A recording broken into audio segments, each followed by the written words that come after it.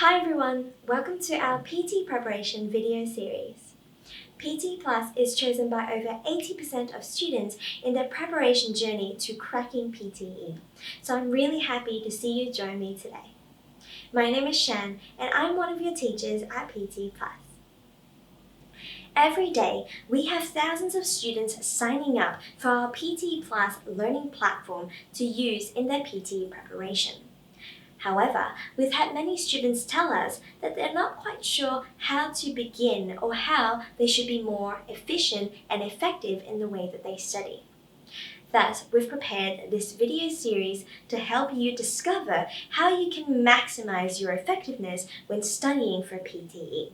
Now, we've conducted a thorough research, including study and performance data from over 20,000 PT students and over 200 student surveys, and from that, we found something very interesting, which is that averagely, students who practiced more than a certain amount each day actually took longer to achieve their target score. So let me give you a real case study. So we've got student A and student B. Now, both of their scores are relatively similar at 54 and 55. And even their speaking, listening, reading and writing, as well as their enabling skills scores were all quite similar. And their first exam time was at about the same date too. But in the next 3 months, student A practices about 100 questions a day on average, whereas student B practices up to 280 questions a day. So clearly, student B spends much more time studying. But strangely, when we interviewed student A, we found that within 25 days of practicing on PTE Plus, student A had already achieved their target score of 479s.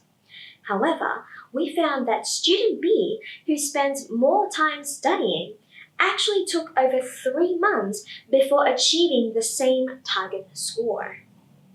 So how is it that two students who were initially of about the same standard and who were both using PT Plus in their preparation end up with such a difference in the amount of time that it took for them to get their results?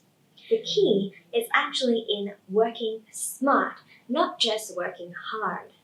We were really surprised at how big this difference was, and so we investigated further.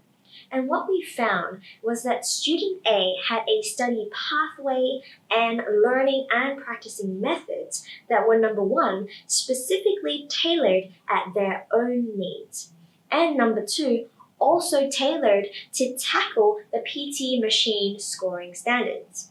Whereas for student B, they actually went straight into practicing in bulk, practicing heaps after they had learned some of the basic techniques. And that meant that they were slower at picking up their mistakes and improving on them. So what exactly is this most effective learning and practice method that can help you tackle the PTE scoring standards? First, we need to break down and deeply understand the official PTE Academic Scoring Guidelines and criteria. Before we break down and take a closer look at the PTE Academic Scoring Guidelines, I'd like to first address some of the top misconceptions or misunderstandings about the PTE exam or about how to study for it. The top misconceptions in PTE are as follows. The first misconception is when students sometimes ask, for my speaking recording, what do you think my pronunciation score is and what do you think my fluency score is? And sometimes you will hear an answer such as, your fluency score is probably around 3 or 4 and your pronunciation score is around, X marks, 2 marks or 3 marks. The second misconception is sometimes students will hear that your speech simply needs to follow the sound wave of the sample answer. The third misconception is if you get 10 for both pronunciation and fluency, that actually means that the machine does not recognize your speaking or that the microphone recording had issues. The fourth misconception is that the PTE examination has a template detection mechanism, so we can't use templates at all in the exam. And the fifth misconception is that if you get 90 in the exam in your score report, it means that you got full marks on every single question. So let's talk about the first misconception, which is that when studying for PTE, students may often ask a PTE teacher, "Could you please listen to my recording and tell me what you think my pronunciation and fluency scores are?" Now, why is this a misconception? The most obvious answer is because PTE is a fully computer-based and machine-scored exam. This is its biggest difference from any other internationally recognized English testing, such as the IELTS, for example, which involves human scoring. In PTE, because it is fully machine-scored, it is able to remove any of that human judgment or bias, and thus can achieve that level of fairness and consistency in its scoring. This basically means that no matter how many times you give the machine a certain recording, the score that it gives will always be the same. Whereas, if you were to give this recording to the same teacher, but on a different day or at a different time, there may be discrepancies in their scoring, simply because of the human element. Also, if you give it to a range of different teachers, they may all pick up slightly different things, and so their scoring is never going to be identical, and certainly will never be as consistent as a machine.